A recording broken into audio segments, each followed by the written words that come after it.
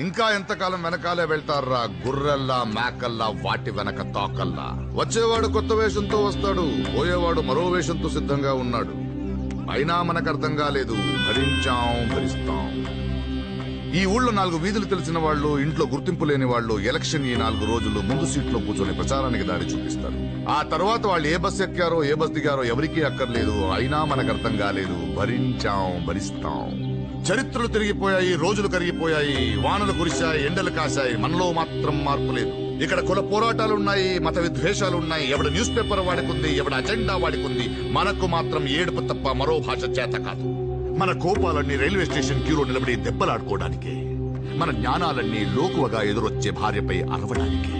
అయినా మనకు అర్థం కాలేదు, భరిస్తాం.